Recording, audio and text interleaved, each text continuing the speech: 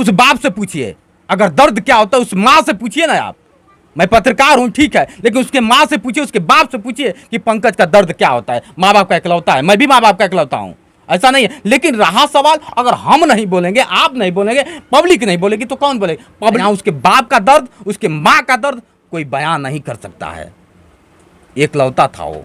उनसे पूछिए कि जिस बाप का बेटा जवान हो के और मर जाए, उसके दिल से पूछिए कि क्या होगा। क्या उम्मीद लगता है कि इतने सारे पत्रकार भाई यहाँ तक पहुँचे, क्या पंकज को इंसाफ मिलेगा? इंसाफ मिलना चाहिए, मिलेगा नहीं, मिलना चाहिए। मेरा देश ऐसे ही नहीं आज़ाद हुआ। आज़ाद कराने के लिए कोई बिहार से आया, कोई पंजाब से आया, कोई उत्तर प्रदेश से, मतलब 100 बिशनपुर गांव में जो खानपुर थाना क्षेत्र अंतर्गत पड़ता है, जो फिर से मैं पंकज के घर आ चुका हूं और बहुत सारे मीडिया कर्मी यहाँ पे आए हुए हैं, बहुत सारे ये भाई साहब आए हुए हैं यूपी से, जो यूपी गाजीपुर के रहने वाले हैं, जो दोनों हाथ से ये विकलांग हैं। आप देख सकते हैं, जो ये सारे आदमी आप देख रहे हैं, यही उम्मीद में है कि पंकज को इंसाफ कब मिलेगा।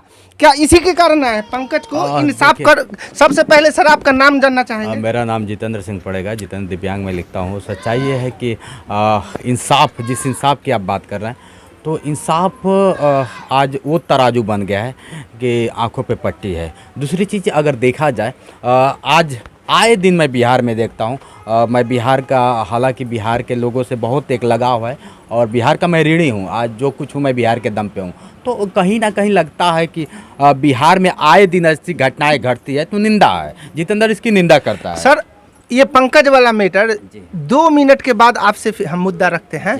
सबसे पहले सर आप पत्रकारिता किस उस पे स्टार्ट किए? सच्चाई है कि मैं भारत का पहला पत्रकार हूँ। पूरा भारत मुझे जानता है और भारत का एकलौता दिव्यांग पत्रकार मैं बना और लोगों ने सम्मान किया। मन के बाद में मोदी जी ने सराहा।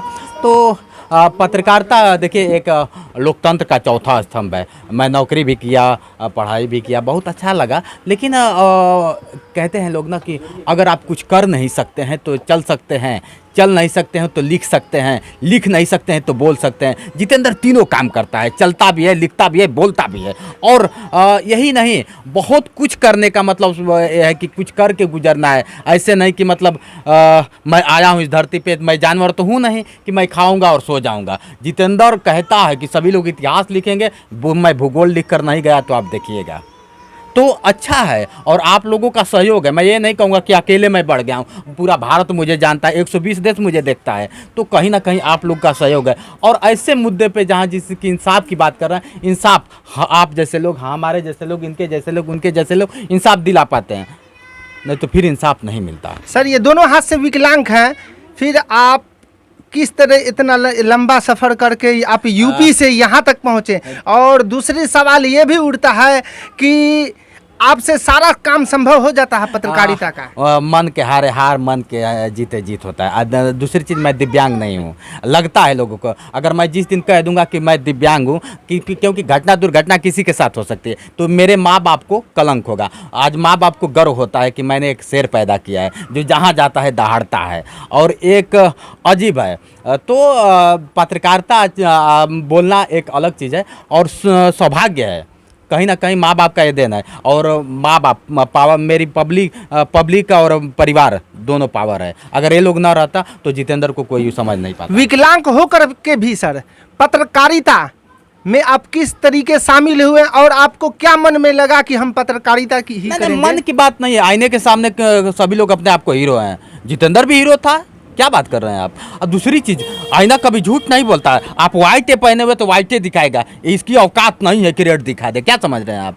तो पत्रकारिता एक हमारे लोकतंत्र, हमारा संविधान कहता है। दूसरी चीज, अगर ठीक है, मैं जानता हूं कि मेरा हक नहीं है, मैं पत्रकार नहीं हूं, सब कुछ बनने से पहले मैं इंसान हूं, ठीक है ना? और इंसान का अगर मैं इंसान के काम ना आऊं तो फिर इंसान बनना बड़ा मुश्किल है, ठीक है?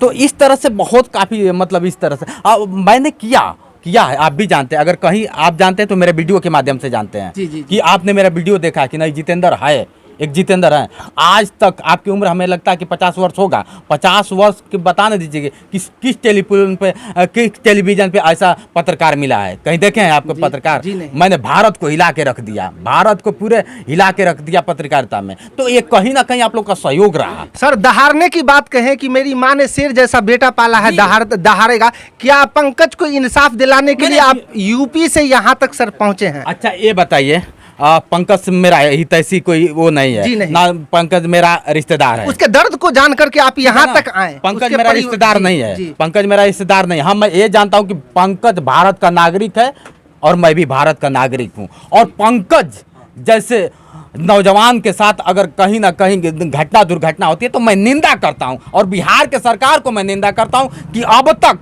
धीरे धीरे 8-9 दिन हो गया, आज अब तक क्या होता है कि मुजरिम खुलेआम घूम रहा है, खुलेआम घूम रहा है। क्यों ऐसा क्यों हो रहा है? कानून की धज्जियां उड़ाई जा रही है, क्यों उड़ाई जा रही है? उस बाप से पूछिए, अगर दर्द क्या होता है उस माँ से पूछिए ना आप। मैं पत्रकार हूँ ठीक है, लेकिन उसके माँ से पूछिए, उसके बाप से पूछिए कि पंकज का दर्द क्या होता है। माँ बाप का इकलौता है, मैं भी माँ बाप का इकलौता हूँ, ऐसा नहीं है। लेकिन रहा सवाल, अगर हम नहीं बोलेंगे, आप नहीं बोलेंगे, पब्लिक नहीं बोलेगी तो कौन बोलेगा? पब्लिक अपनी पावर समझती नहीं है कि मेरी पावर क्या है। जिस दिन पब्लिक अपनी पावर समझ जाएगी ना, उस दिन सरकार का चुल्ली हिला देगी, आपको पता ही नहीं है। इतने सारे आज लमसम 10 या 12 रोज हो गया पंकज को घटना हुए जी, और बगल में 5 किलोमीटर की दूरी पर मात्र खानपुर थाना पड़ता है। उसके बाद आपको यहाँ से 16-17 किलोमीटर की दूरी पर एसपी आवास और डीएम आवास पड़ता है, ठीक है।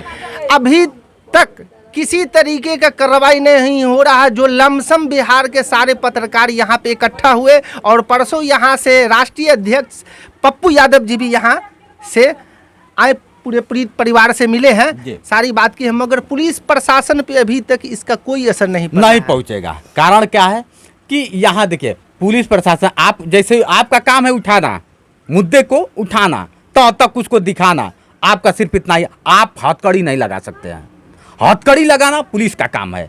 और पुलिस प्रशासन कहीं ना कहीं सिर्फ जब वर्दी पहनती है तो कसम खाती है कि मैं इंसाफ दिला के रहूँगा, इंसाफ दिलाऊंगा, लेकिन वही वर्दी पैसे के कुछ चंद पैसों के लिए धूमिल हो जाती है, कुछ चंद पैसों के लिए उस वर्दी को ये लोग धूमिल कर देते हैं। तो कहीं ना कहीं ये मुझे शंका जताई जा रही है कि कहीं ना कहीं विपक्ष में पैसा देकर उसको दबाया जा रहा है। मैं सीधा बोल रहा हूँ, डर नहीं है, ना पुलिस से डर है, ना प्रशासन से डर है, ना यहाँ की सरकार से जितेंद्र को डर है, किसी से डर नहीं है। लेकिन जो सच्चाई है मैं आपके कैमरे के सामने बता रहा हूं कि यही है। नहीं तो क्यों आज 11 दिन हो गया, क्या तहकीकात आपने क्या किया है? जितेंद्र जानना चाहता है कि तहकीकात आपने क्या किया है, बताइए ना। यहाँ के पुलिस को मैं बताता हूँ, यहाँ के पुलिस अधीक्षक से मैं जानना चाहता हूँ कि आपने तहकीकात किया क्या, पंकज का क्या हुआ। ठीक है, मैं जानता हूँ कि पंकज आपने कभी मैंने वीडियो में ये भी देखा कि खुदकुशी कर लिया। क्यों कर लिया भाई? शौक है, मैं मरना चाहूँगा, मेरे पास कुछ नहीं है, आप कहिए मैं मरना नहीं चाहूँगा, क्यों मरूंगा? तो कहीं ना कहीं इसमें प्रशासन का दोष है, इसमें विपक्ष पार्टी कहीं ना कहीं ऊपर से दबाव दे रही है। अब इसका तहकीकात आप और हम करेंगे कि हकीकत क्या है। जब तक हकीकत सामने खुलासा नहीं होगा तब तक लोग सिर्फ तमाशा देखेंगे। यहाँ उसके बाप का दर्द, उसके माँ का दर्द कोई बयान नहीं कर सकता है। एकलौता था वो, उनसे पूछिए कि जिस बाप का बेटा जवान हो के और मर जाए, उसके दिल से पूछिए कि क्या होगा। क्या उम्मीद लगता है कि इतने सारे पत्रकार भाई यहाँ तक पहुँचे, क्या पंकज को इंसाफ मिलेगा? इंसाफ मिलना चाहिए, मिलेगा नहीं, मिलना चाहिए। मेरा देश ऐसे ही नहीं है आज़ाद हुआ। आज़ाद कराने के लिए कोई बिहार से आया, कोई पंजाब से आया, कोई उत्तर प्रदेश से, मतलब 135 करोड़ की आबादी में पूरा आबादी नहीं आया था। अगर बिहार की आबादी 11 करोड़ है ना, 11 करोड़ है ना, 11 करोड़ नहीं आएगा पंकज को इंसाफ दिलाने। आए दिन क्यों घटना हो रही है? प्यार करना, इस करना गुनाह है क्या?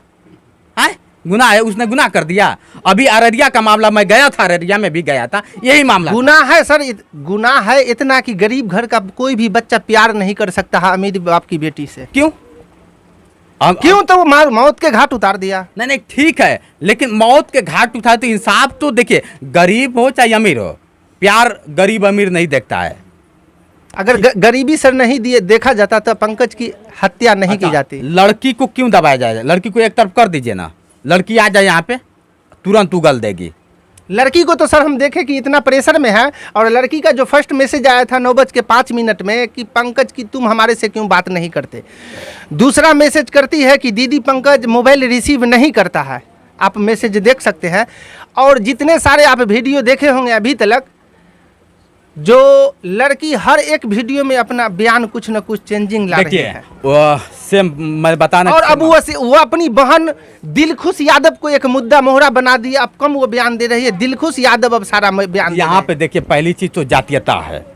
जिस दिन एक कीड़ा हमारे दिमाग से जातीयता हट जाएगा उस दिन सब सही होगा। दूसरी चीज, जाति को लेके कि ये कुशवाहा है, वो यादव है, आप भी जानते हैं, तो वर्चस्व की बात है यहाँ पे।